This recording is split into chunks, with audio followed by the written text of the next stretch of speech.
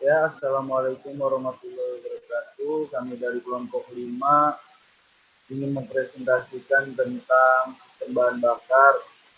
Untuk pertama-tama, saya perkenalkan diri dulu. Saya Muhammad Romi, teman-teman saya yaitu Fadil Abdul Jalil, dan Umarullah, Dimas Ramadan, dan Eri.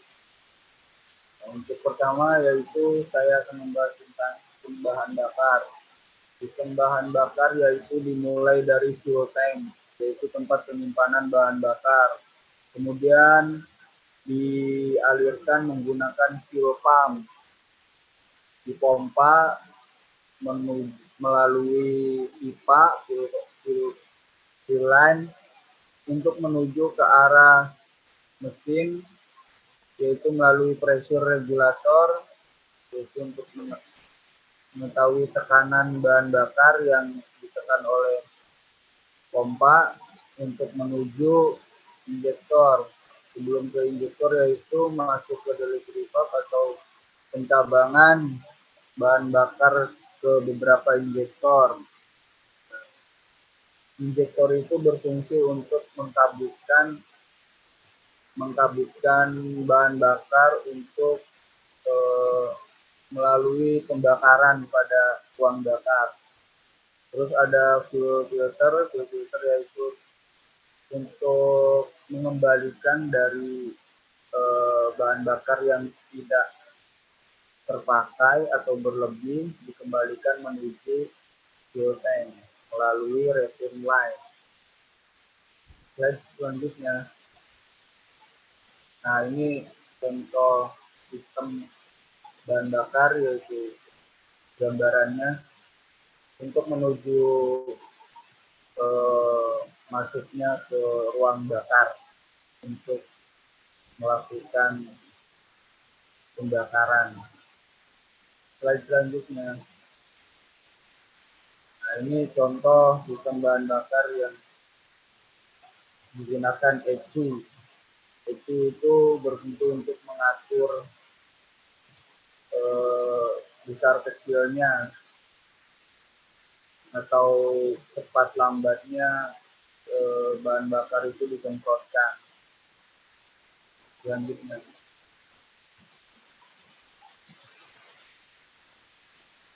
dia akan dijelaskan oleh teman saya yaitu Fadil Abdul Jalil.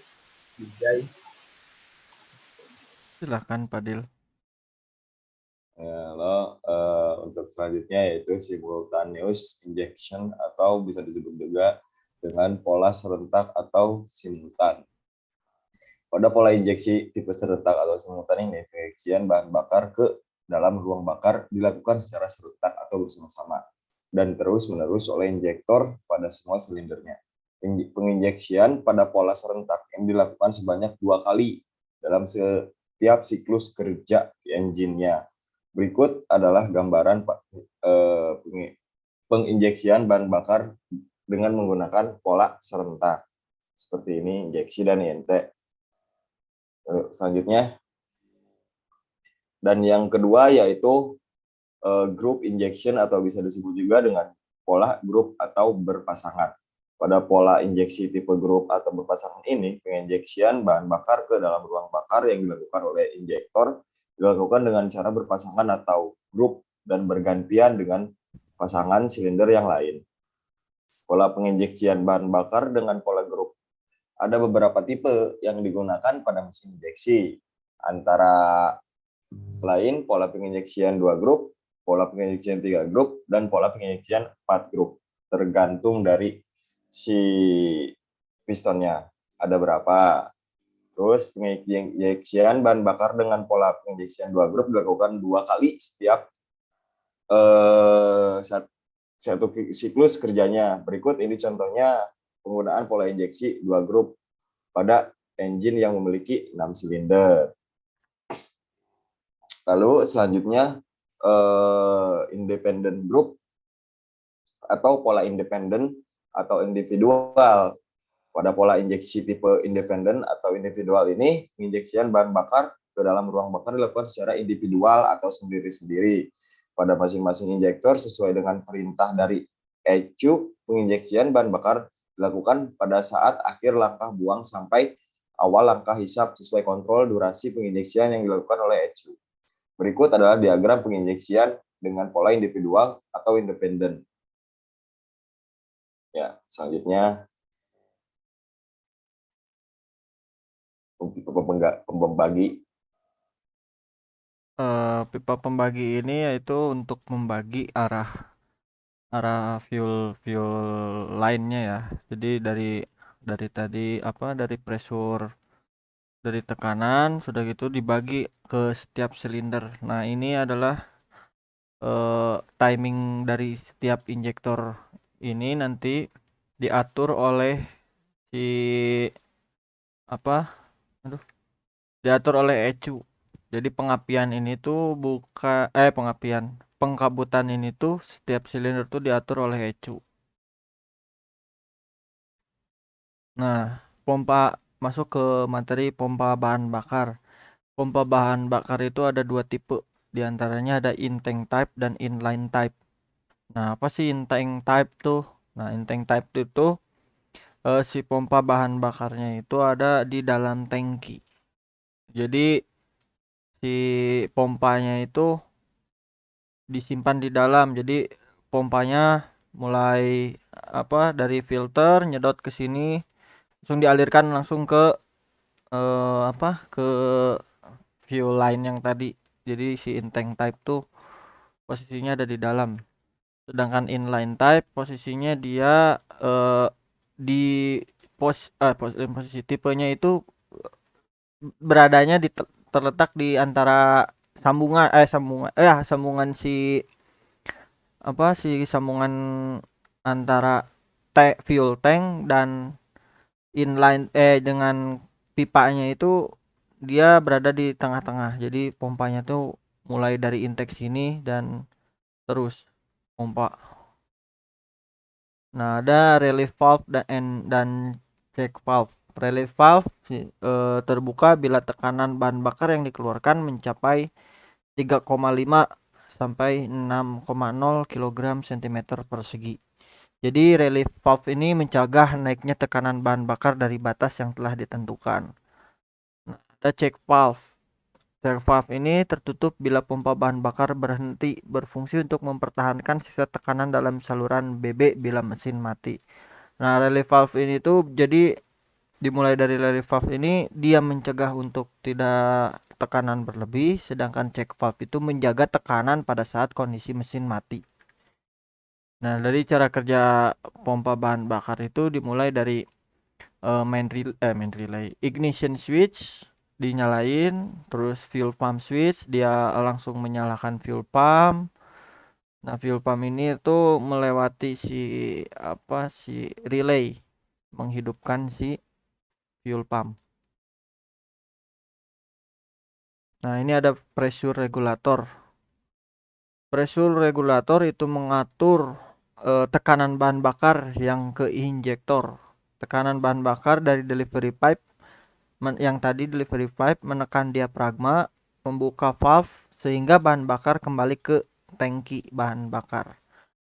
Jadi dibalikin lagi yang tadi. Yang ada tekanan yang lebih dibalikin lagi ke si tangki, fuel tank. Terus nah, bila pompa bahan bakar berhenti, pegas akan menutup katup. Nah, pegas tuh yang ini nih, yang spring.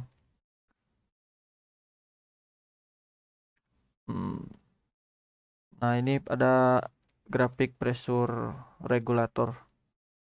Tekanan bahan bakar rendah, tinggi, vakum, intake manifold, volume injeksi. Nah, tekanannya rendah, tinggi, vakum intake, manifold tinggi menuju rendah, volume injeksi sama. Injek tuh sama tuh, jadi tiap silinder tuh sama. Jadi vakumnya itu harus tinggi. Gimana ya jelasinnya? Ya gitulah intinya.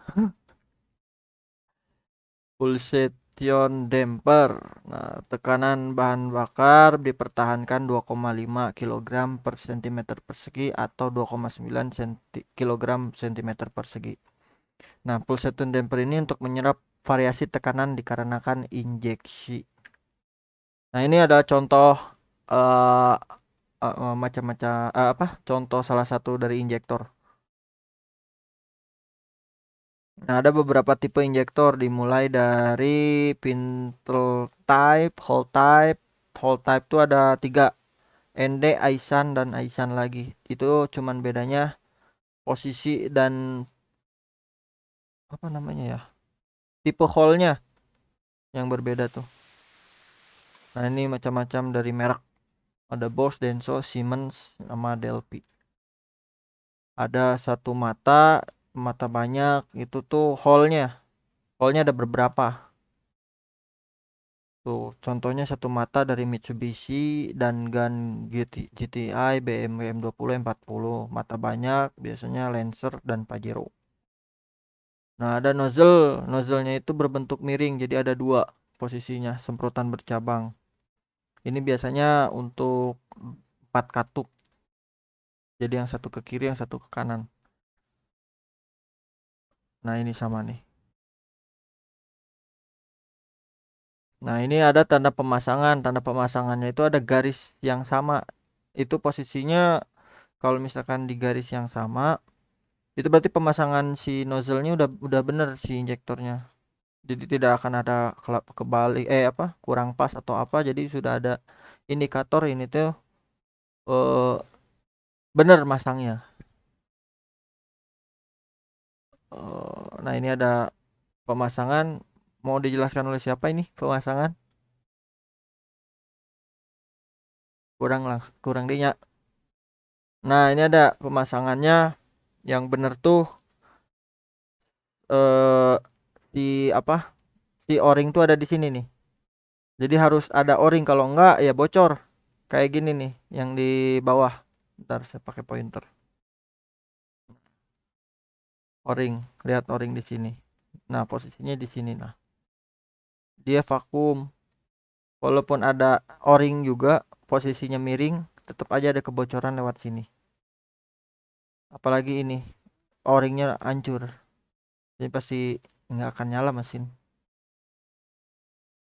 Tuh, dapat diputar dengan tangan. Apabila tidak dapat diputar, kemungkinan ada kerusakan pada O-ring. Nah, ini nih, kerusakan pada O-ring. Nah, injektor.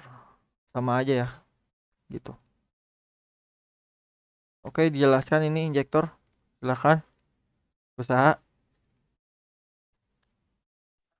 Dimas.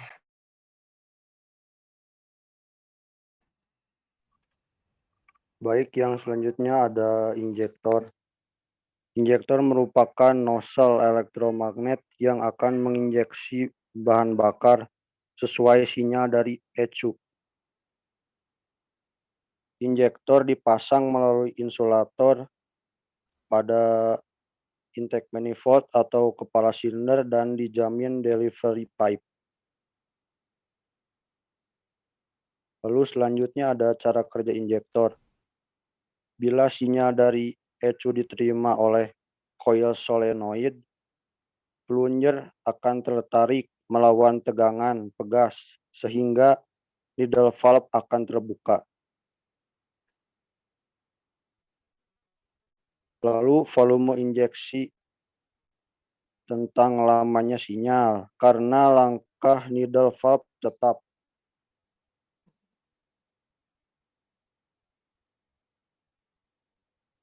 Lalu selanjutnya ada bagian-bagian dari injektor itu sendiri seperti gambar yang ditampilkan.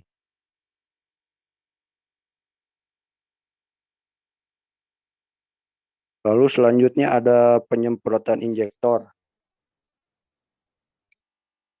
Penyemprotan injektor yang baik itu di mana bahan bakar pada bagian bawah tidak menyebar. Sedangkan jika yang kurang baik, bahan bakar itu akan berhamburan, tidak pada satu titik penyemprotan.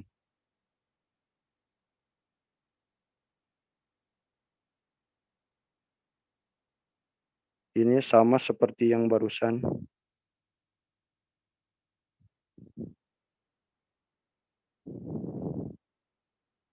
Lalu ada kapasitas penyemprotan.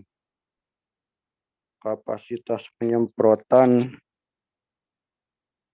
Kapasitas penyemprotan ini tuh bergantung pada kondisi si injektor.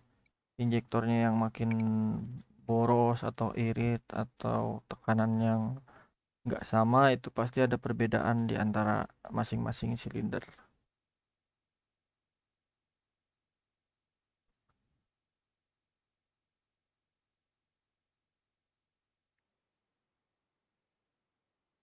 Nah, ini ada ultrasonic injector cleaner.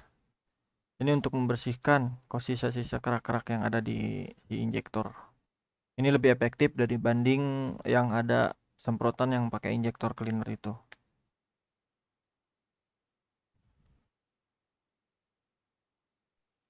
Nah, selanjutnya di sini ada pembersihan injektor. Pembersihan injektor adalah cairan kimia. Bisa dilihat dari gambar dicampur dengan bahan bakar yang ada dalam tangki. Nah, di sini ada cold start injector. Bisa terlihat dari gambar di sini ada air valve, kemudian cold start injector, injector time switch, FPHU, dan engine switch baterai. Nah, cold start injektor ini dia nyala pada saat mesin belum kondisi panas, masih kondisi dingin, dia akan menyala untuk memudahkan start. Nah, di sini ada EPI pada Toyota Corolla 2000 Exalon. Bisa dilihat pada gambar di sini contoh pada EPI pada Toyota ya. Nah, kemudian di sini ada WTS, CSITS, switch, dan temperatur. Nah, ini cold start injector time yang tadi disebutkan. Untuk mengatur lama injeksi, maksimum cold start injection.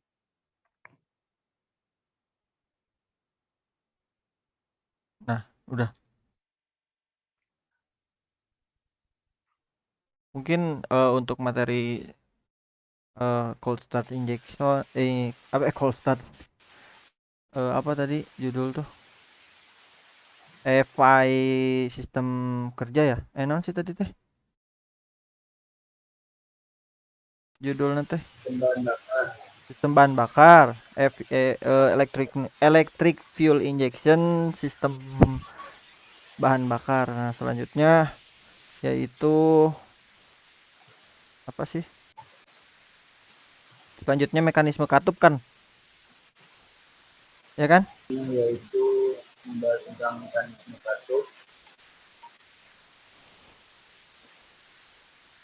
Mekanisme katup terbagi menjadi 3, yaitu OHC, overhead chamber, OHV, overhead valve, dan SC, head valve. OHC terbagi menjadi 2, yaitu SOHC dan DOHC.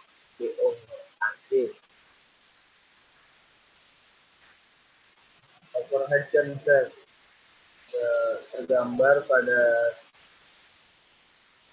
cara kerja katup, yaitu katup masuknya bahan bakar dan keluar exhaust itu diatur menggunakan crankshaft. Crankshaft itu yang warna biru itu, dan ada cleanernya itu untuk membuka dan menutup katup gitu.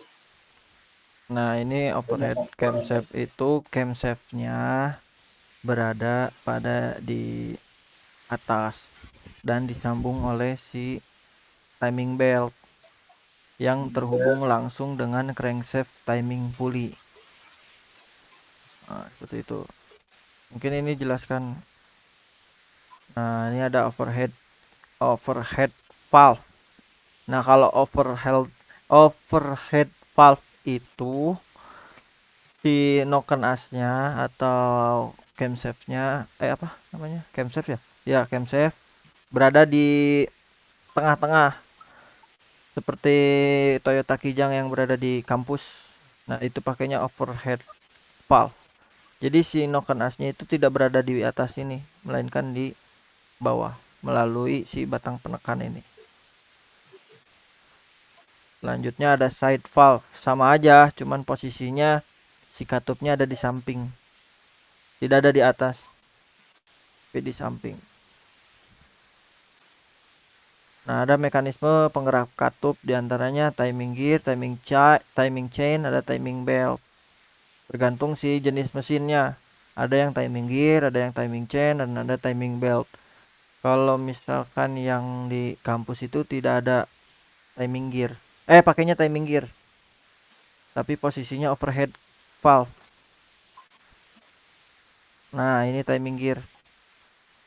Yang di kampus itu pakainya timing gear. Jadi dari crankshaft kontak langsung oleh timing gear, dan timing gear langsung kena batang pendorong ini nih. Nah, ini tanda pemasangan sama-sama top. Jadi posisinya harus sama. Kalau nggak sama ini akan berbenturan nanti katupnya. Di katup ini tuh kalau misalkan ini posisinya di bawah terus ini posisinya di atas, dia akan kacau. Soalnya ini langsung nyambung ke katup. Nah, ini ada timing chain.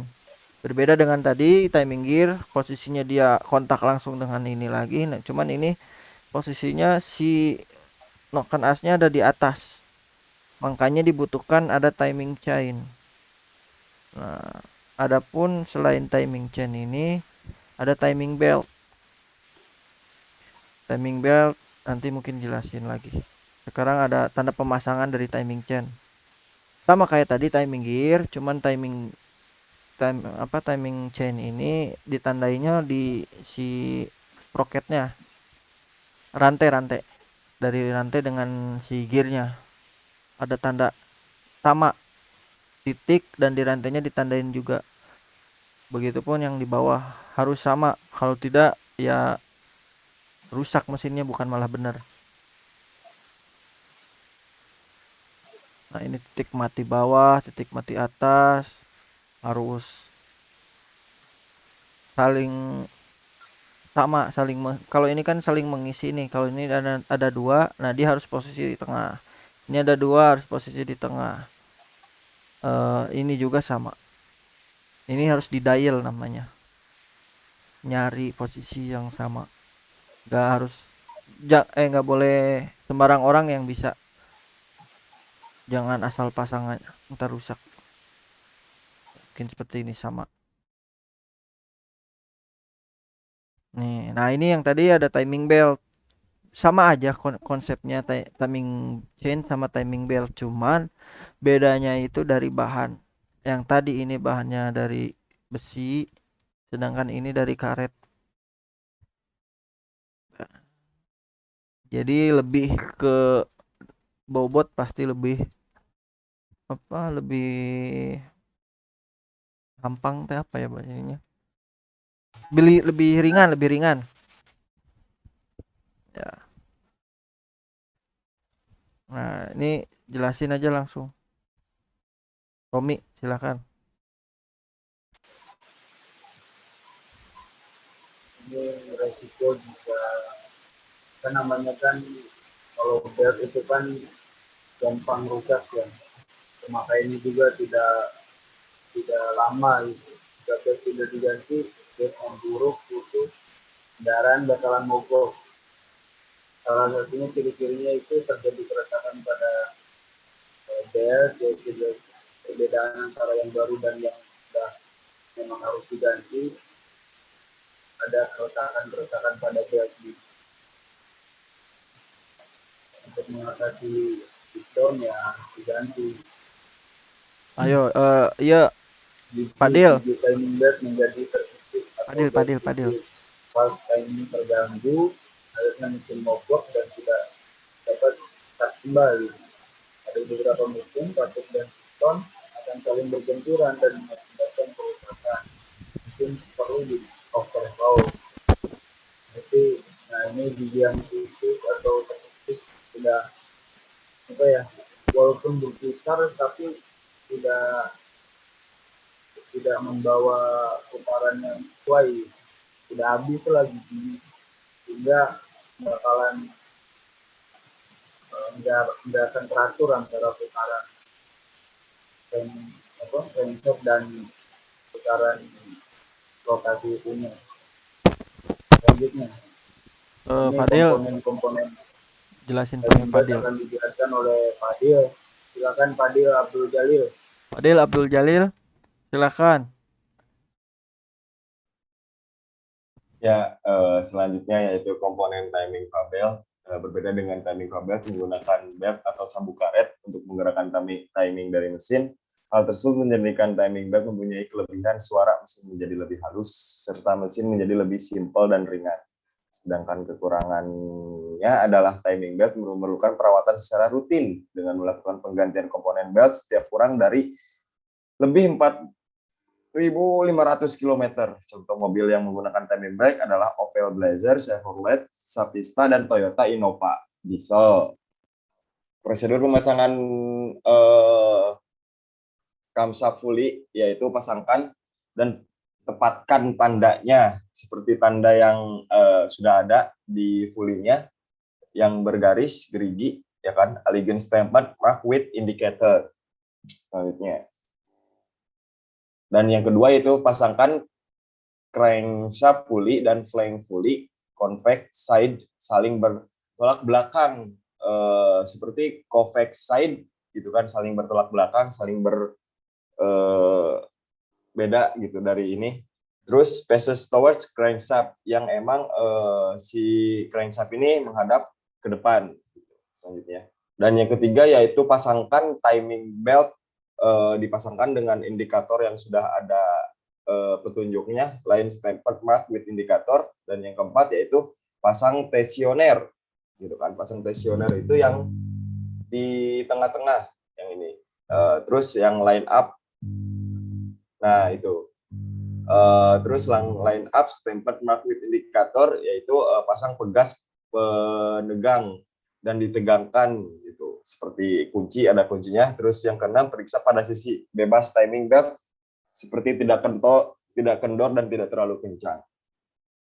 Selanjutnya, nah yang ketujuh yaitu putar crankshaft sampai piston mencapai TMA gitu kan. TMA itu sampai dengan jarak yang emang sudah dianjurkan, adjust side dan full side seperti itu. Dan yang kedelapan yaitu kencangkan adjust side table yang berwarna yang berwarna biru di dalam warna ungu ini dikencangkan, dan lalu kencangkan full chrome side yang sebelahnya. Ya, selanjutnya yaitu komponen mekanisme katup. Selanjutnya akan dijelaskan oleh Erik Nurhayan. Silakan. Oke, kemudian di sini ada komponen mekanisme katup. Di sini terbagi menjadi 8. Yang pertama itu rock arm ISC, yang kedua katup, ketiga pegas katup, keempat push rod, kelima tapet, keenam poros knock, ketujuh dudukan katup, dan kedelapan lubang laluan katup. Nah, di sini ada rocker arm ASI. Yang pertama di sini ada lubang oli, ada valve rocker sub, kemudian penahan pegas kerucut, valve rocker arm 1, valve rocker support, valve rocker arm 2, pegas kompresi, valve rocker arm 1. Nah, di sini ada rakitan valve rocker sub, dan pada kotak di sana terdapat valve rocker arm 1 dan 2. Nah, di sini ada kecocokan rocker arm, diameter dalam rocker arm. Di sini cara pengecekannya yaitu menggunakan seperti di gambar itu, kayak dial indikator ya. Caranya seperti di gambar. Nah, di sini diameter rocker sub menggunakan alat apa sih namanya teh? Ya lupa namanya Next. itu. Lupa. Sigmat, pokoknya sigmat apa namanya itu teh? Sigmat lah kalau nggak salah mah. Next. Nah, di sini ada katup dan bagian-bagian pada katup terbagi menjadi 9. Yang pertama itu batang katup, kepala katup, muka katup, tebal katup, kepala katup, sudut katup, dan leher katup. Nah, di sini bisa dilihat pada gambar ya. Yang paling atas itu ada stem edge atau tip. Yang kedua itu chamfer. Yang ketiga lock group. Yang kemudian yang panjang di sini ada palp width area, sistem diameter, neck, head, face, margin, dan palp face angle. Nah, di sini ada temperatur katup. Bisa dilihat pada gambar. Yang pertama itu ada 1200 derajat dengan 649 derajat. Yang kedua yaitu 1250 derajat. Kemudian Fahrenheit. Gimana, Bang? Fahrenheit. Fahrenheit. Anu hiji Celsius. Yang kedua itu 677 derajat Celcius. Yang kemudian yang ketiga 1320 derajat Celcius.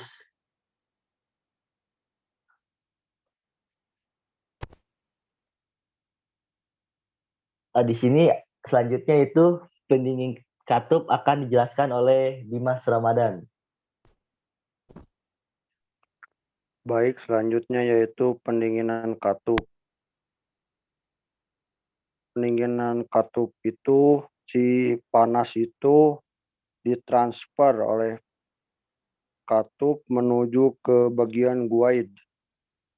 Lalu dari valve ditransfer menuju bagian atas atau head. Kemudian menuju pada bagian bawah.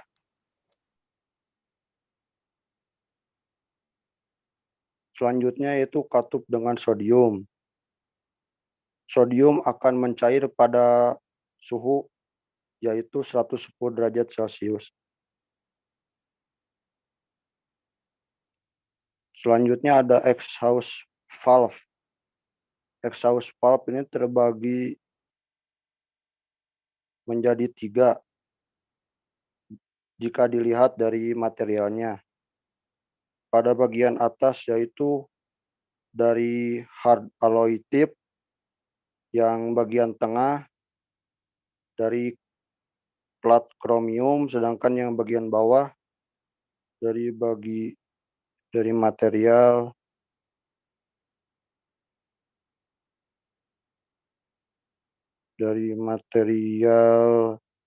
besi tor. Pelapis.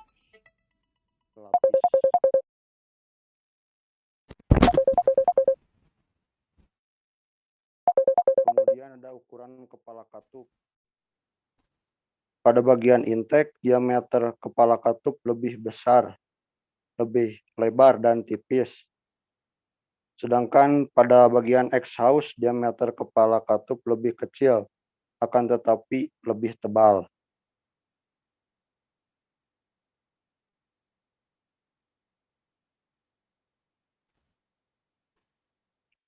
Diameter valve stem dapat diukur menggunakan alat ukur micrometer skrup, kalau nggak salah itu namanya.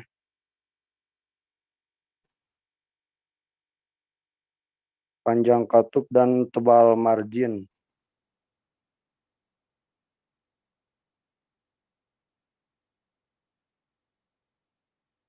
Berbagai upaya agar katup dapat berputar. Yang pertama yaitu offset. Kedua ada valve rotator. Terbagi menjadi 2 tipe. Yang pertama yaitu release type dan yang kedua positive type. Pada bagian offset itu si bagian ulirnya tidak pas pada tengah-tengah, melainkan lebih maju. Agak samping dikit.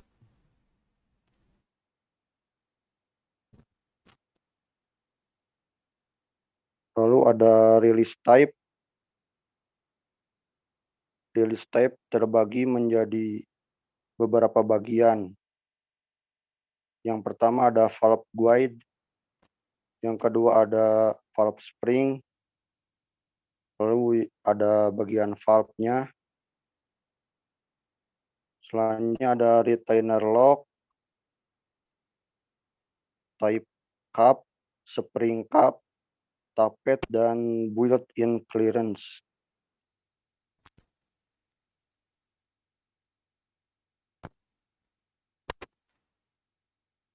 Pada bagian positive type, di mana valve itu berada pada tengah-tengah.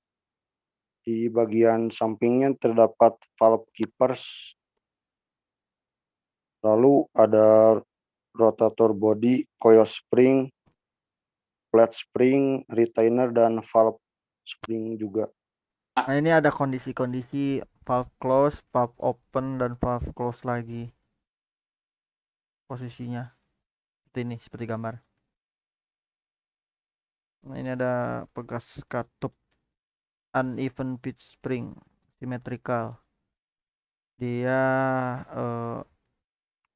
antara jarak si springnya itu ada narrow tuh hampir dikit lah, wide, dan apa ya, jaraknya tuh dikit, gede, dikit. Nah, kalau ini wide, nah di bawahnya dikit gitu. Nah, ada pegas katup gandanya. Di pegas katup ganda ini teh pegasnya tuh ada dua, ada outer dan inner. Posisinya si inner itu di dalam si outer. Nah, ini pemasangan pegas katup arah ulir pegas saling berlawanan. Jadi misalkan yang satu clockwise, yang satu counter clockwise. Posisinya harus rapat dengan kepala silinder. Nah, panjang dan kelurusan pegas 7K, ini kayaknya mesin Toyota 7K. Maksimalnya itu 1,8 kalau misalkan pakai besi siku ya.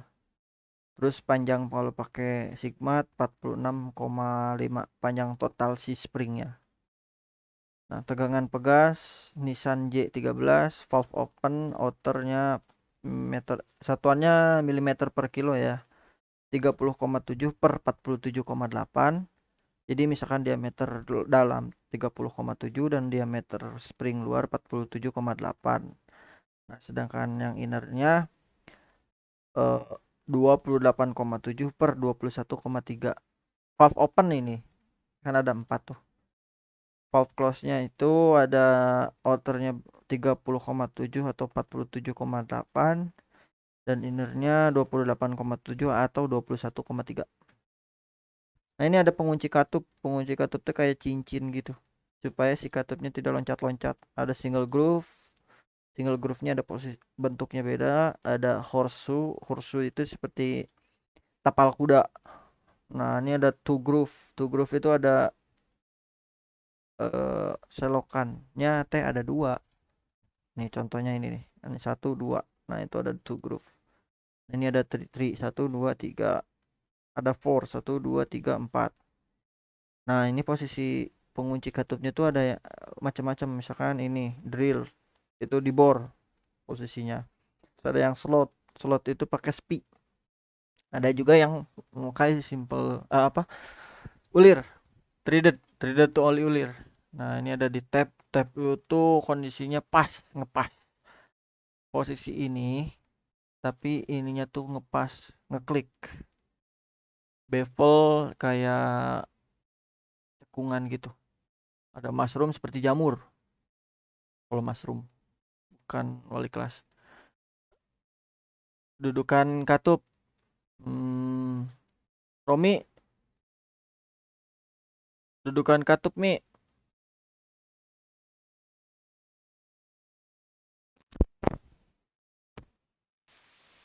untuk dudukan katup ada dua, yaitu perbedaannya Ngomongnya agak deket, Mi. dari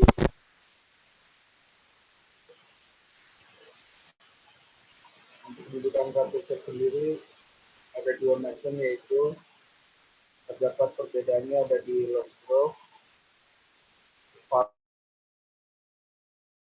speed, impact, dan pada margin. Kemiringannya pun berbeda,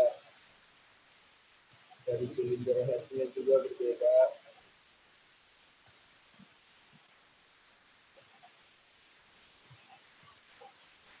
Ya, dudukan katup itu terdapat beberapa komponen, yaitu valve spring, timer, valve spring, valve lock, oil seal, valve tip, cylinder head, valve tip, insert, combustion chamber. Ini cylinder head, dudukan katup. Dudukan katup ada beberapa derajat, yaitu miringannya 46 derajat. Lanjut.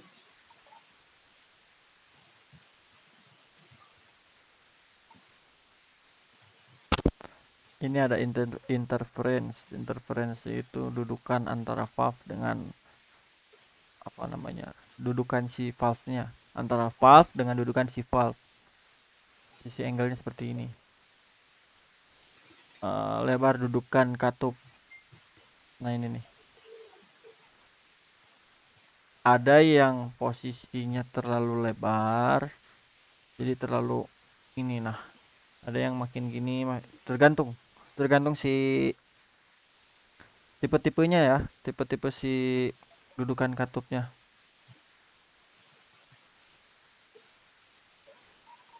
Ada lubang laluan katup, ini mah tengahnya, jadi yang maju mundur. Nah, dia jadi, kalau ini mah boring, kalau motor mah boring mesin.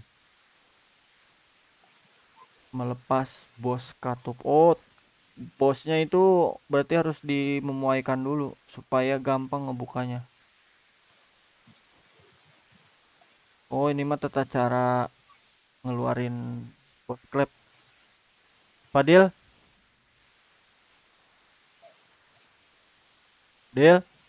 Fadil?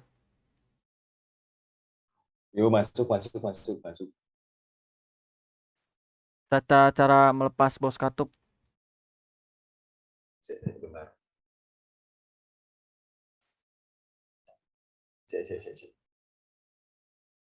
Gimana? Tadi bagi layarnya semakin.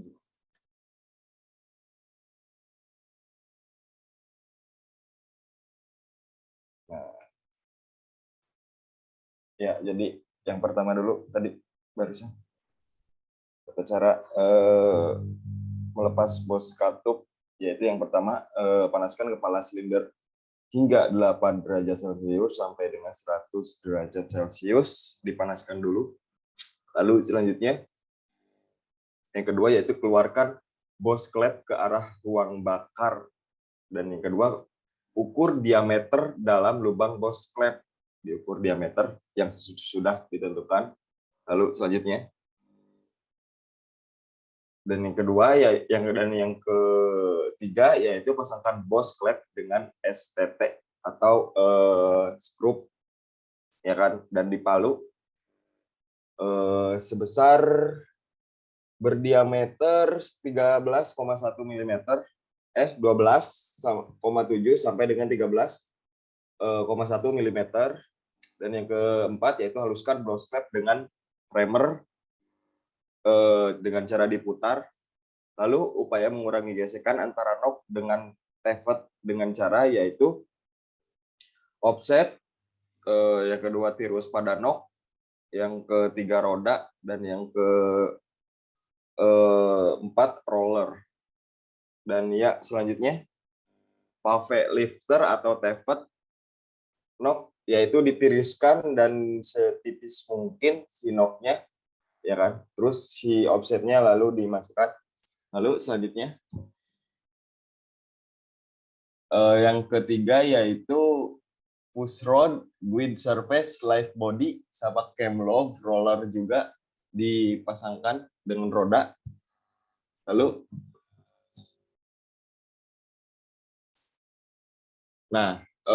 diameter rantai dan sprocket, diameter rantai minimal yaitu 59,4 mm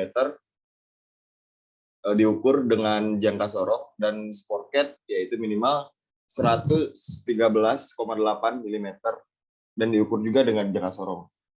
Selanjutnya, panjang rantai yaitu maksimal sampai dengan 272,2 mm. Lalu kekendoran rantai yaitu 92 yang ditarik ke belakang ya, dan memiliki berjarak 13,5 mm. Tensioner. Dan yang terakhir yaitu poros knock gear timing yang akan dipasangkan langsung dari knock penggerak pompa bensin, lalu disatukan gigi penggerak distributor pada tengah-tengah, dan yang terakhir yaitu knock cam dan tersambung dengan jurnal. Nah, yang ini akan dijelaskan pengukuran run out poros knock oleh Erik Nurhayan.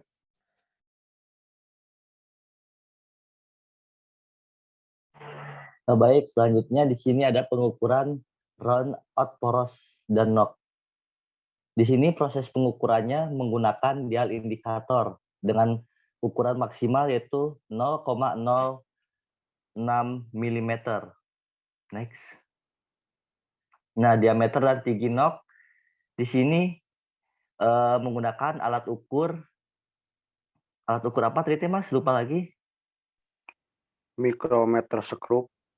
Yang menggunakan micrometer screw dengan intake minimal 36,17 mm dan exhaust minimal 36,07 mm. Next.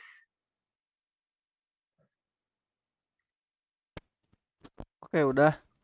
Udah. Alhamdulillah sudah selesai. Mungkin dari kelompok kami sekian. Siapa aja tadi teh? Siapa aja? Sok sebutin namanya. Saya Ada. Muhammad Romi. Sebutin boleh semua boleh. Muhammad Romi. Terus Ada Yanwar Iqbal, saya, ada Dimas Ramadan, ada Erik, ada Fadil. Mungkin sekian. Assalamualaikum warahmatullahi wabarakatuh. warahmatullahi wabarakatuh.